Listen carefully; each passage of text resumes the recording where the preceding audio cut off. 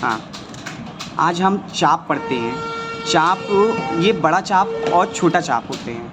ये इस्ता, इष्टा और इस्त के लिए उपयोग किए जाते हैं, जिसमें हम दो प्रकार के ये चाप कहलाते हैं। एक होता है छोटा, एक होता है बड़ा, जिसके लिए हम छोटा चाप इस्त, इष्ट, इष्ट और स्तर के लिए करते हैं। ये सेम जैसे सर्कल पड़े हुए हैं, सर्कल के जैसे इसका उपयोग होता है।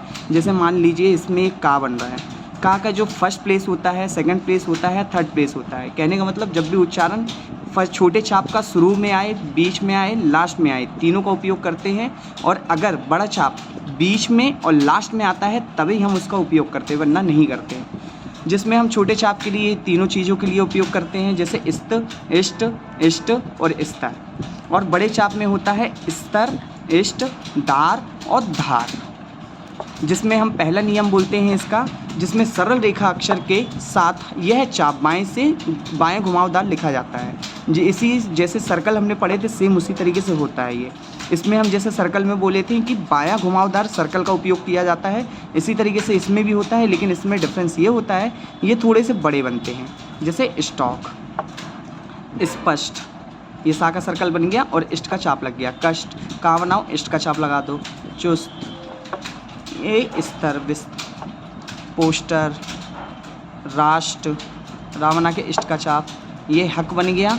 इसमें बड़ा चाप का उपयोग हो गया दार का, जिसमें पहरे दार, ये सर दार, दिल दार, थाने दार। इसी तरीके से दूसरा नियम बोलता है वक्राकार में रेखा अक्षरों में यह चाप अंदर की ओर लगाया जाता है, जिसमें हम देखेंगे जैसे मस्त, स्तुति, दस्त, दास्ता, दस्तकारी। इसमें जो कारी बना है, इसमें क्या होता है, जब भी कारी का उच्चारण होता है और सर्कल के साथ अगर कारी का उच्चारण होता है तो इसमें हम सर्कल बायां घुमावदार ना बना के अपोजिट साइड बनाते हैं, मतलब दायां घुमावदार बनाया जाता है इसमें, और नीचे की ओर बनाया जाता है, जिसमें हम कारी का साउंड पढ़ते हैं। कारी के साथ स्वाहा का साउंड भी इसमें आता है, जैसे मूसला, धार, दुस्त। इसी तरीके से हम स्तर के लिए भी और स्तर के लिए और त्रा के लिए भी चाप का उपयोग करते हैं, जैसे मित्र, मिस्टर, चित्र, विचित्र, सिस्टर और पधार। अब इसी तरीके से अगर स्वर का उच्चारण शुरू में आ जाए तो हम चाप का उपयोग नहीं करते हैं। जैसे इसमें हम पूरा बनाएंगे, अस्तमा, इष्ट, देव,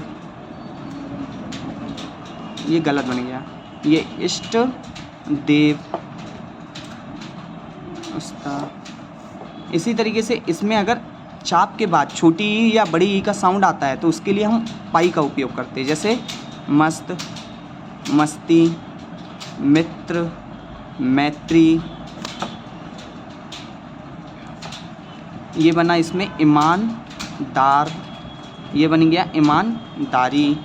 ये बना मंत्र, ये माना उत्तरा, इसमें बन गया मंत्री। अब नेक्स्ट में आते हैं, इसमें क्या कहता है, जब भी सा के साथ त्रा, टा, या के मध्य स्वर रहने पर चाप का प्रयोग नहीं किया जाता है, बल्कि इनके लिए हम पूरे व्यंजन का संकेत बनाते हैं। जैसे दुष्ट आ गया, तो इसमें हम देखा जाए तो अगर करना चाहे तो हम कर सकते हैं, लेकिन रूल बोल रहा है तो उसके अकॉर्डिंग हम नहीं करेंगे। पुष्ट, दूषित, सुतली, स्वर, सुधार। इसी तरीके से इसका चाप हम बीच में भी, मध्य में भी, रेखा अंत के मध्य में भी कर सकते हैं। जैसे पुस्तक हो गया, पुस्तिका हो गया, पत्रिका हो गया, पत्रक और त्रस्त। इसी तरीके से जहाँ चाप लिखना सुगम होता है वहाँ हम चाप का उपयोग करेंगे, और जहाँ नहीं लिखना हो सुगम होता है उधर हम नहीं करेंगे। जैसे रुस्तम, इसमें रा बना देंगे, सा का सर्कल, ता, मा। मस्त, मस्कल है ये, मस, पाई निकाल के थोड़ा सा कल बना देंगे। इसमें पिस्तौल। इसी तरीके से लास्ट वाले रूल में आते हैं, जब भी यहाँ भी यही उपयोग होता है जहाँ चाप लिखना असंभव हो या लिखने में रेखा आकृति बड़ी बनती है, तो फिलहाल हम चाप का उपयोग ना करके उसकी पूरी रेखा आकृति को बनाया जाता है। जैसे धृष्ट, धृष्टता, ठीक है, भ्रष्टता,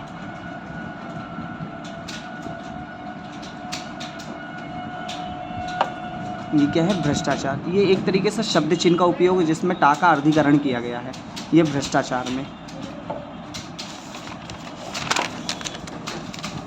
अब नेक्स्ट नियम में आते हैं। इसमें दार के लिए बता रहा है, जैसे दुकान, दार, नेत्र। इसमें रेखा आकृति के अंत में दायां घुमावदार चाप का उपयोग किया जाता है।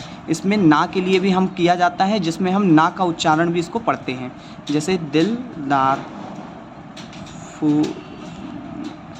फूलदार। अब इसी तरीके से इसमें ये बोल रहा है त्रा का अगर उच्चारण शुरू में भी आ रहा है तो हम त्रा के भी चाप का उपयोग शुरू में कर सकते हैं। त्रिकूल, त्रिशूल, त्रिलोक,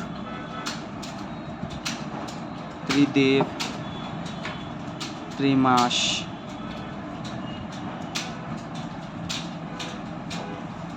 ये खत्म हुआ चाप का उपयोग।